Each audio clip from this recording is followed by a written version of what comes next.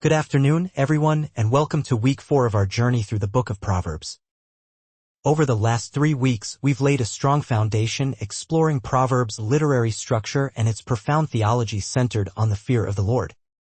Today, we turn our attention to one of the most captivating and theologically rich aspects of Proverbs, the personification of wisdom.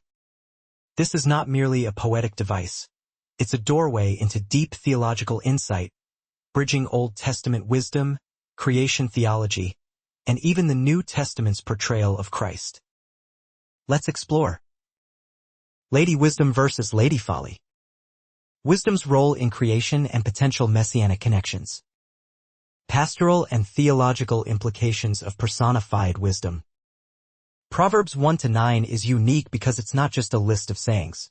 It's a series of extended discourses full of vivid imagery and rhetorical artistry. One of the most striking features is the portrayal of two symbolic women. Lady Wisdom. Lady Folly. Let's look at Lady Wisdom first. She raises her voice in public squares and gates of the city. Calls people to learn prudence and truth. Promises life, honor, and security to those who follow her. Consider Proverbs 8 verses 1-3.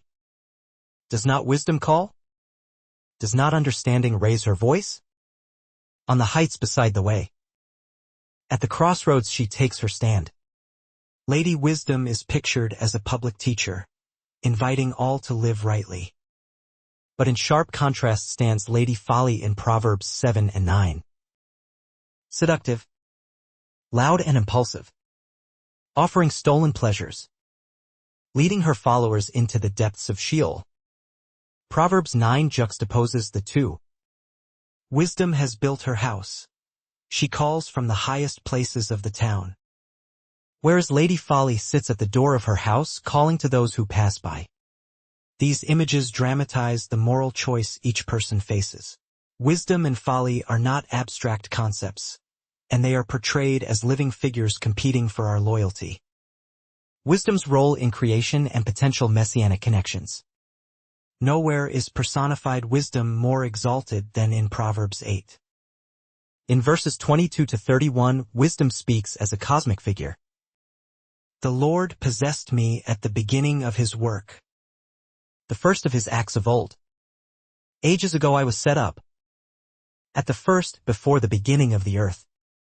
Wisdom is pictured as pre-existent, participating in God's creative work, delighting in the created world. Proverbs 8 verses 30-31 continues.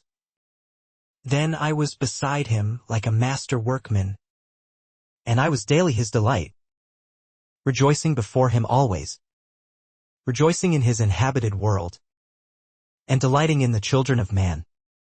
This is one of the most profound theological texts in the Old Testament. It connects wisdom not just to practical living but to the very structure of the cosmos. Because of these verses, Christian interpreters throughout history have asked, is Lady Wisdom merely a poetic personification? Or is she a foreshadowing of Christ, the Logos? Consider how the New Testament describes Christ. In him all things were created, Colossians 1 verse 16. Christ the power of God and the wisdom of God. 1 Corinthians 1 verse 24. In the beginning was the Word, John 1 verse 1. Early church fathers like Justin Martyr and Origen saw in Proverbs 8 a prefiguration of Christ, the eternal wisdom through whom God created the world. Modern scholarship often cautions us to distinguish between poetic personification and personal preexistence. Yet it remains undeniable that the imagery of divine wisdom in Proverbs laid conceptual groundwork for how early Christians would later express the mystery of Christ as the eternal Logos. Pastoral and theological implications of personified wisdom. Let's reflect on why this matters pastorally and theologically. First, the personification of wisdom teaches us that wisdom is relational. It calls, speaks, and invites. Wisdom is not hidden, it's accessible and public. Choosing wisdom or folly is ultimately a spiritual decision, not merely intellectual. Second, the imagery of Lady Wisdom elevates the pursuit of wisdom to a sacred calling. Wisdom is not simply practical, it's divine.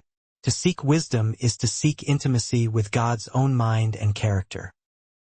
Third, in pastoral ministry, these passages help us counsel people who are at moral crossroads, illustrate the spiritual stakes of daily choices, preach Christ as the embodiment of divine wisdom.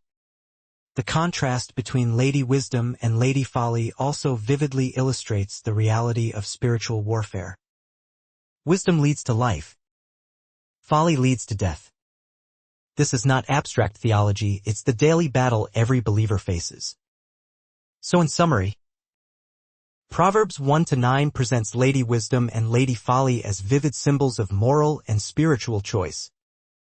Proverbs 8 portrays wisdom as pre-existent and intimately involved in creation, hinting at profound connections to the New Testament's portrayal of Christ. Personified wisdom calls us not merely to learn facts but to enter a relationship with God's own wisdom. It's an invitation with deep pastoral and theological implications. This week, I encourage you to read Proverbs 8-9 slowly and reflectively. Also, look at some scholarly articles that explore the Christological interpretations of Lady Wisdom, the literary artistry of Proverbs 1-9, the pastoral uses of these texts in preaching and counseling. Next week, we'll dive into Proverbs' social ethic, examining how wisdom speaks to issues like wealth, poverty, justice, and community life. Thank you for your attention, and may Lady Wisdom herself guide our study and our lives.